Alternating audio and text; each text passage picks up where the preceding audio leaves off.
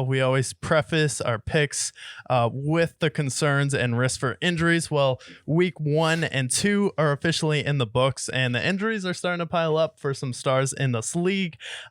Starting with Nick Chubb, who is out for the whole year right now. If you saw the play, his leg basically went the wrong direction. It was pretty gruesome. Definitely a tough injury. Prayers up to Nick Chubb there. So Nick Chubb is officially out for the season. So prayers up to him. Get well soon. So that'll be tough for the Browns. However, Jerome Ford stepped up in that game. The offensive line is a great dominant offensive line there. So it's the first major season-ending injury in the NFL right now. And then we have Saquon Barkley, who is going to be out for about 3 weeks.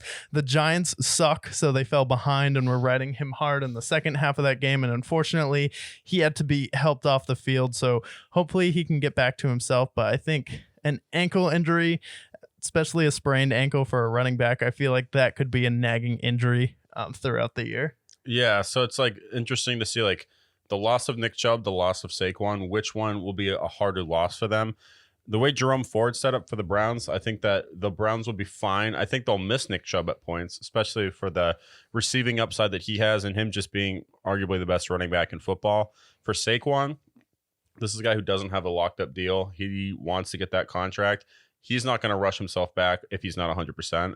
And plus, this offense is reliant on Saquon. So I think for the Giants, losing Saquon when you barely scrape past the worst team in football, this should be a cause of concern for the Giants. Yeah, definitely a cause for concern there. And then Deontay Johnson left the Pittsburgh Steelers week 1 loss after 27 steps. He was initially day-to-day, then he didn't end up practicing, and they ended up placing him on injury reserve, so he'll be gone for the next few weeks. You can definitely tell the Steelers need all the help on offense they can get, especially with some of the limitations of Matt Canada just as a functioning play-caller brain, and Kenny Pickett. Yeah, I think this will be a big loss for him. Expect George Pickens to step up in that role. Definitely. And then Budda Baker suffered a hamstring injury in practice.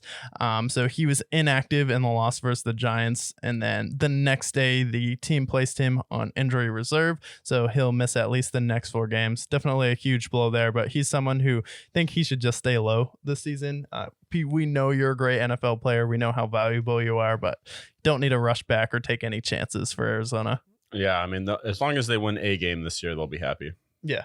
So I think it's a big loss for a team that defensively is pretty poor, but I think that they'll be fine. Yeah, and then Jalen Waddle exited with a concussion.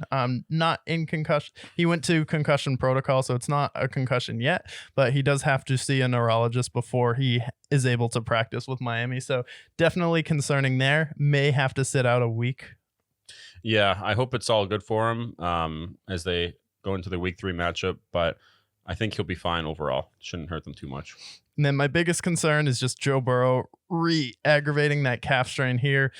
Kept him out pretty much the entirety of training camp. It's definitely a nagging injury, and it's not really an injury you can play through and then just play your way into shape. So definitely need some time to get through that. Looks like he's still sore, and they're non-committal on whether or not he's going to play on Monday, which is not a good sign. I don't think they should start him in week. I think they should set him out, although they kind of need him to play. So they're in a really tough spot here. But do you care more about the health of Joe Burrow, or do you care about falling to 0-3? Right. So where will it be? And then we have Anthony Richardson, left the Texans game with a concussion, did not return, finished 6 of 10 for 54 yards, had 3 carries for 35 and 2 rushing touchdowns.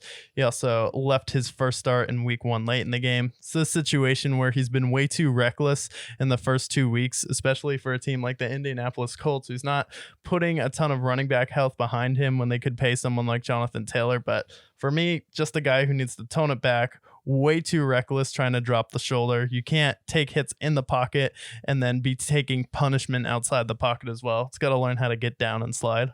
Yeah, I agree. I think that maybe be precautious here. Set him out a week. Move back in when he's fully at 100%. Yep. And then the Ravens lost Odell Beckham Jr. left and win versus the Bengals with an ankle injury in the second half. Afterward, head coach John Harbaugh said he doesn't believe the injury will be serious. The receiver finished with 3 catches and 29 yards. Odell, he's someone, fortunately, you just hold your breath every time he gets hit. Yeah, I hope this is an injury he can get back to full strength quickly. But they don't, in that offense, I don't think they necessarily need him to be the guy. So I think they'll be fine. Yeah, so overall, some injuries to some stars. Last one here that we'll go over is going to be Micah Hyde. Left Sunday's win versus the Raiders. Did not return with a hamstring injury. He was initially ruled as questionable to return. So Buffalo Bills top safety there, Micah Hyde. The hamstring injury, those can nag at you throughout the season. So that's definitely a tough piece for them if he's going to be banged up throughout the